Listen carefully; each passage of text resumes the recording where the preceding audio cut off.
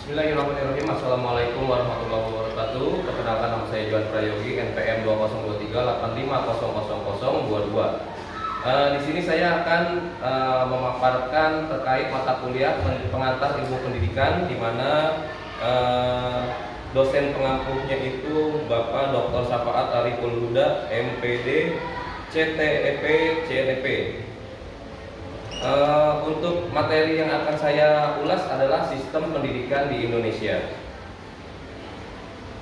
Sistem pendidikan di Indonesia. Pendidikan di Indonesia memiliki latar belakang sejarah yang kaya dan pengaruh dari berbagai budaya. Sistem pendidikan ini berfungsi sebagai landasan pembangunan bangsa. Jadi kalau kita berbicara dengan sistem, kita harus tahu dulu sistem itu apa. Sistem adalah suatu kesatuan yang berkaitan dengan elemen yang dihubungkan bersama untuk memudahkan aliran informasi, materi untuk mencapai suatu tujuan. Jadi sistem itu merupakan suatu informasi ataupun materi. Lalu latar belakang sistem pendidikan di Indonesia. Latar belakang sistem pendidikan Indonesia yaitu sistem pendidikan di Indonesia telah mengalami perkembangan sejak masa kolonial, dimulai dari era pemerintahan Belanda hingga saat ini. Berbagai perubahan terjadi termasuk dalam hal metode pengajaran dan materi yang diajarkan. Lalu di sini ada pengertian sistem pendidikan. Tadi saya sudah mengulas mengenai pengertian dari sistemnya. Sekarang kita membahas tentang pengertian sistem pendidikannya. Pengertian sistem pendidikan yaitu sistem pendidikan adalah suatu proses pendidikan yang terstruktur dan terorganisir yang mencakup aspek kurikulum, metode pengajaran, serta pengaturan dan pengelolaan pendidikan secara keseluruhan. Jadi pengertian sistem pendidikan itu sendiri yaitu suatu proses pendidikan yang terorganisir atau terstruktur. Terdapat aspek kurikulumnya, berbagai metode pengajarannya, dan juga cara pengelolaan pendidikan, gitu kan. Lalu ada struktur sistem pendidikan di Indonesia.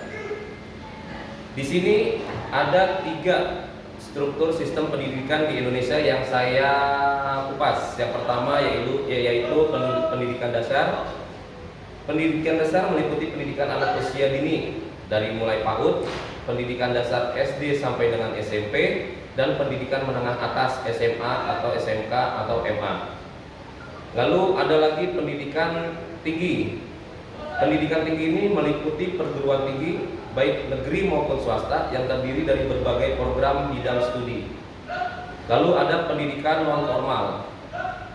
Pendidikan non formal ini meliputi kursus-kursus atau pelatihan-pelatihan yang tidak terikat pada jenjang pendidikan formal. Jadi kalau pendidikan non formal itu bisa kita dapat dari semacam webinar mungkin, terus ada juga pelatihan-pelatihan, kursus-kursus dan sebagainya. Di sini ada tujuan sistem pendidikan di Indonesia. Yang pertama adalah pembentukan karakter. Membentuk individu yang memiliki moral dan etika yang baik serta memiliki keterampilan sosial yang tinggi. Jadi dalam sistem pendidikan ini tujuannya yaitu membangun karakter si anak. Ibaratnya kita mengajarkan dari usia dini bagaimana cara bertanggung jawab, disiplin, serta bisa menghargai atau memiliki attitude, dan juga bisa bertanggung jawab atas apa yang dia lakukan. Jadi kita di sini sistem tujuannya adalah untuk membentuk sebuah karakter yang rahmatan lil alamin. Lalu ada pembangunan sumber daya manusia, melahirkan individu yang berkompeten dan siap menghadapi tuntutan dalam dunia kerja. Di sini sistem pendidikan di Indonesia ini yaitu membangun sumber daya manusianya. Jadi untuk membentuk sebuah karakter, kita harus menciptakan dulu sumber daya manusianya, SDM-nya itu sendiri. Bagaimana dia bisa memiliki keterampilan, kreativitas, serta inovasi agar nantinya ketika lulus dalam dunia lingkup kerja itu bisa bersaing dengan orang-orang yang mungkin kompeten di bidangnya, seperti itu. Lalu peningkatan kualitas hidup, menghasilkan individu yang memiliki pengetahuan, keterampilan, dan pemahaman yang lebih baik dalam berbagai aspek kehidupan. Lalu ada masalah dan tantangan dalam sistem pendidikan di Indonesia. Yang pertama adalah kurangnya sarana dan prasarana. Banyak sekolah di daerah terpencil yang masih kekurangan fasilitas dan infrastruktur pendidikan yang memadai. Nah, di sini masalah yang kita hadapi secara global adalah minimnya kontribusi dari pemerintah daerah untuk mencakup ke berbagai pelosok-pelosok desa untuk mengadakan sarana prasarana sekolah tersebut agar bisa merata atau menyeluruh dari berbagai sistemnya, dari segi bangunan atau dari sumber daya gurunya sendiri itu pun masih belum luas gitu kan.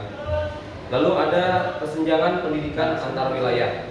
Nah, di sini terdapat kesenjangan antar pendidikan di daerah perkotaan dan pedesaan, baik dari segi fasilitas maupun kualitas pengajaran. Nah, seperti yang tadi saya utarakan, yaitu masih minimnya dari mungkin struktur bangunan sekolahnya ataupun SDM dari gurunya sendiri itu masih kurang, belum merata seperti yang ada di kota-kota besar atau mungkin di wilayah-wilayah pusat pemerintahan. Kalau untuk di daerah-daerah terpencilnya, saya rasa masih kurang memadai.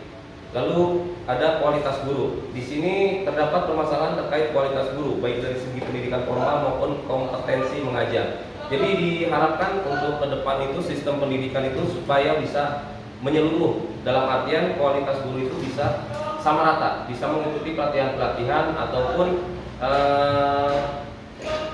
semacam webinar yang mungkin untuk meningkatkan mutu atau daya guna sebagai tenaga pendidik supaya bisa memberikan informasi-informasi update terhadap siswa-siswi nantinya.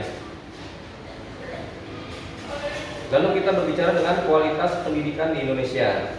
Kualitas pendidikan di Indonesia masih menghadapi berbagai tantangan, termasuk tingkat keberhasilan siswa dalam memahami materi pelajaran, kualitas infrastruktur pendidikan, serta pemerataan akses pendidikan di seluruh wilayah. Jadi kualitas pendidikan di Indonesia masih terbilang kurang memadai. Hanya di berbagai kota-kota besar mungkin ya yang memiliki kualitas pendidikan yang lebih baik. Jadi sangat memang disayangkan apabila sumber daya manusianya kita sudah bagus, tapi infrastruktur tidak didukung oleh pemerintah, itu juga menjadi suatu permasalahan di kualitas pendidikan nantinya. Lalu apa penyebab rendahnya kualitas pendidikan di Indonesia? Yang pertama yaitu kurangnya perhatian pemerintah. Pemerintah perlu memberikan perhatian yang lebih serius terhadap sektor pendidikan agar dapat mengalokasikan dana dan sumber daya yang cukup. Lalu yang kedua, kurangnya keterlibatan orang tua. Orang tua perlu terlibat secara aktif dalam pendidikan anak-anak mereka dengan memberikan dukungan dan monitoring yang tepat. Nah, jadi di sini bukan hanya guru dan siswa, di sini juga perlu peran orang tua untuk memberikan support kepada anaknya, kepada sekolah untuk meningkatkan sama-sama mutu kualitas pendidikan yang ada. Gitu. Jadi tidak hanya serta-merta anak itu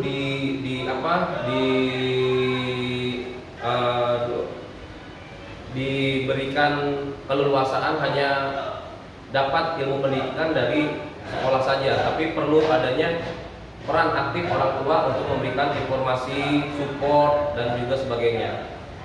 Lalu tingginya angka putus sekolah. Nah, angka putus sekolah yang tinggi juga menjadi salah satu penyebab rendahnya kualitas pendidikan di Indonesia.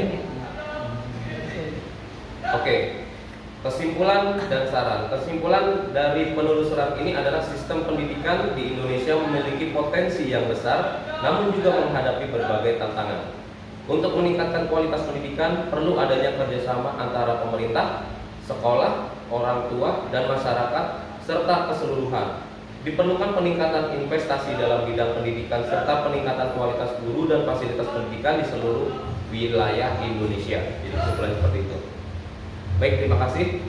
Mungkin itu saja sedikit paparan dari saya terkait dengan sistem pendidikan di Indonesia. Kurang lebihnya mohon maaf. Wassalamualaikum warahmatullahi wabarakatuh.